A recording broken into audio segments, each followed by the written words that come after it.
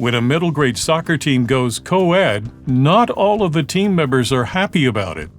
Ahead, I'll talk with Christina Diaz Gonzalez about her bilingual middle grade graphic novel, Offside. Hi, I'm Dan Skinner, and welcome to the Kids Bookshelf. Christina Diaz Gonzalez is the Edgar Award-winning and USA Today bestselling author whose previous novels include The Red Umbrella, Concealed, and the graphic novel Invisible. Christina, welcome to the Kids Bookshelf. Thank you so much for having me. It's a pleasure to be talking to you today. Well, this is the second book, graphic novel, that you've written to be bilingual. Tell us about why you like doing it this way. I think the genre is just so perfect to have a dual language book because you can have the two languages side by side. The word bubbles can be right next to each other. So whether you would prefer to see the characters speaking in Spanish, which might be their native language, or you want to see the English translation, they're right next to each other. And of course, the amazing artwork is its third language. So it supports what is happening in the story, and it really does give so much context to the story for the reader. So this is a middle grade graphic novel. So for those who are not familiar with that category, what ages would that be intended for? The book is primarily for kids 8 to 12 years old. It's just a story about 5 kids in middle school. It's a middle school soccer team that used to be all boys that has now recently gone co-ed. And a couple of the boys, not all the boys, but a couple of the boys are not happy that 2 girls not only try out and make the team, they become the superstars of the team. And so especially one boy on the team, just based on basically his father's perception of having girls play with his son, it's kind of trickled down into him. And he's pretty much willing to do just about anything to make sure that these girls don't play, especially when his grandfather is going to be visiting from Brazil. Now, this is set, as you pointed out, in a soccer team in school. Of course, there's a lot of interest in soccer around the world right now with the world competition going on. Were you a fan of soccer? Is that the reason you wanted to set the story in the world of soccer? So I did not grow up as a soccer fan. My father only had girls. He had 2 girls, and he taught us all about all different types of sports. But soccer was not the prevailing sport in my house. Not until I became a parent of my own, with my kids, and started seeing them play soccer. And they loved the sport so much. They ended up being on highly competitive soccer teams. And so not only was I their soccer mom, I also became the team mom and the team manager. And I really got to see firsthand how soccer brings so many kids from different countries and walks of life and speaking different languages together on the same team. And I just knew that for this story that I wanted to share, that a soccer team would be the perfect setting and bring about not only kids from different backgrounds, but, different genders onto the same team. Now, this book is Offside. Is there a significance to that title for this story? So offside is a sports term that is used many times in soccer when, you'll see a goal being scored and it'll be called back because someone is offside. And being offside means very simplistically that you are out of place. So you, as in the soccer world, the person receiving the ball is out of place. There isn't 2 defenders, 2 people from the opposite team ahead of you. But in the story, it also has a different significance. It also means feeling out of place within your own community, within your friend group, just feeling like maybe you don't belong. And each character kind of has to face their own personal type of offside in the story. In this book, you discuss a number of issues. One of them is gender equity. Tell us more about why you wanted to tackle these issues and about the issues themselves. Um, the gender equity really came about because the more I learned about soccer and just being involved with soccer teams, I did see many times that there was some disparity between girls' teams and boys' teams. And sometimes it was subconscious, like people just didn't really even think about it. And learning more about that, I also realized that even in professional teams, the U.S. men and the U.S. women professional soccer teams, national teams, were receiving different. There was disparity between them, and again, it was that curiosity factor. I wanted to learn more. Why? And is this widespread? And learning that in Brazil, up until the 1980s, it was illegal for women to play soccer. And so I just really wanted to explore that in the story, even though have made big strides in today's society, we still have a ways to go. There are other lessons for kids in this book about friendship and teamwork, etc. Tell us about those and what you hope kids are going to take away from the book, in addition to just a fun story. Yeah, I mean, at the end, you want an entertaining read. You want kids to gravitate towards it because it's just something that they enjoy reading.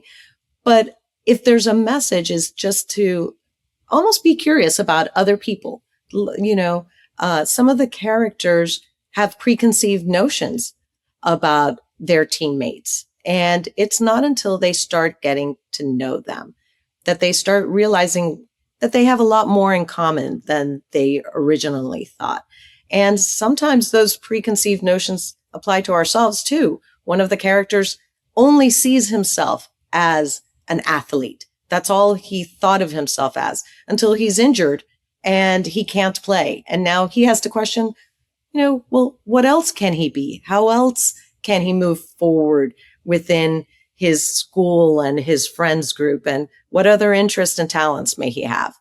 And kids learn about teamwork. They realize, okay, well, maybe off the field we're not friends, but at least we need to play together here in the game. And ultimately, they learn to change their attitudes and change their perceptions, including, I don't want to get into spoiler territory, but the one team member that was really against it, as you pointed out, was because of his father and grandfather's opinions. But he learns that those can change too.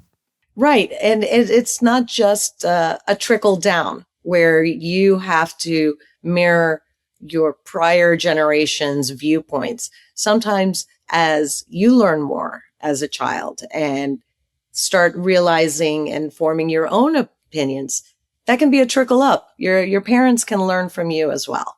So tell us about the illustrations for this book. Yeah, the illustrations were amazing. Mari Costa, she did all the illustrations. The coloring was done by Lark Pien, and together they just brought the story to life.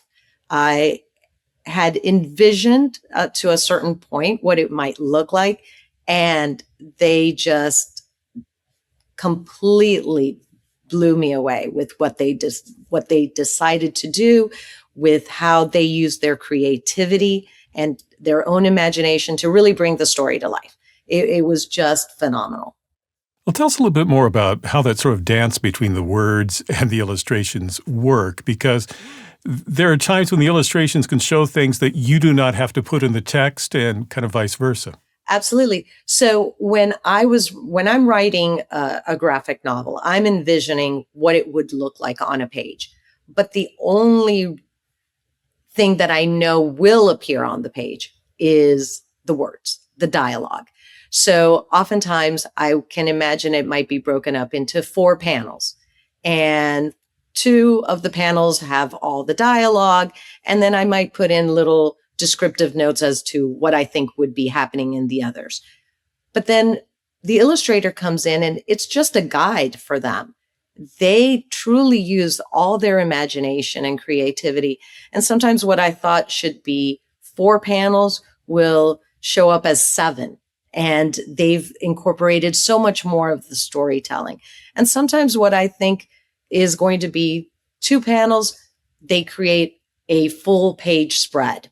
And really, it just amazes me as to how they can take those suggestions of mine and really just come up with their own ideas and truly bring it to life. It is a third language in the book that is telling the story in a visual format. Christina, there's a question that I'd like to ask authors of fiction, and it's this.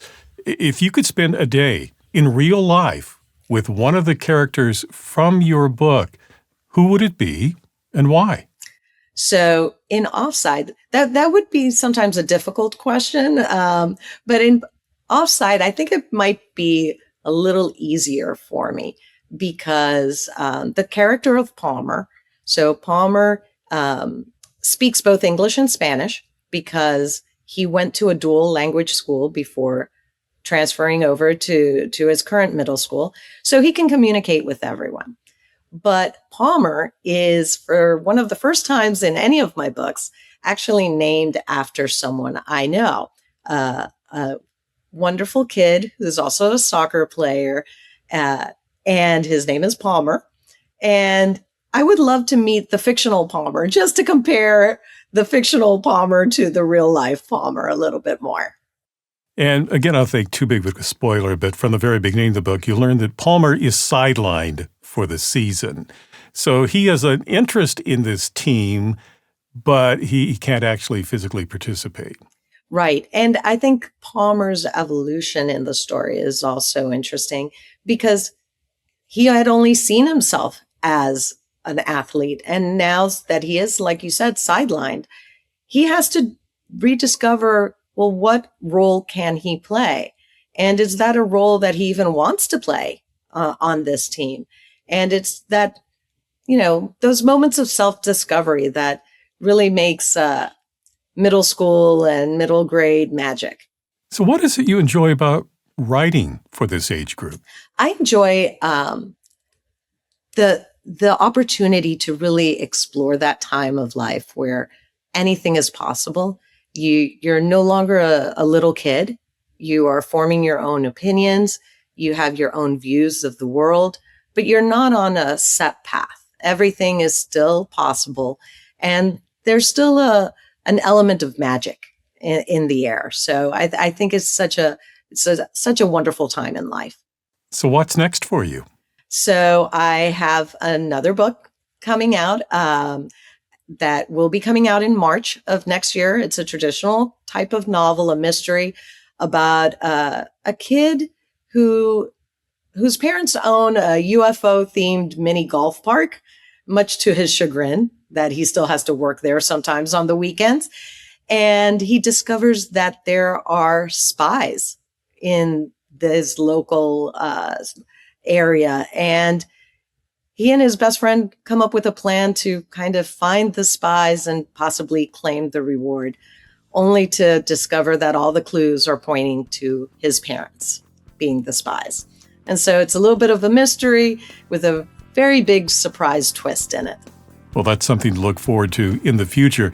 This current middle grade graphic novel is Offside, written by Christina Diaz Gonzalez. Christina, thank you for talking with me today. Thank you so much. It was a pleasure. If you'd like to purchase Offside, I've placed a link for you in the description below. If you enjoyed this conversation, please subscribe, like, and click on the bell so you know when I post new interviews. Meanwhile, here are 2 more books you might find interesting. Well, thank you for watching this edition of the Kids Bookshelf. I'm Dan Skinner. Until next time, keep sharing the gift of reading.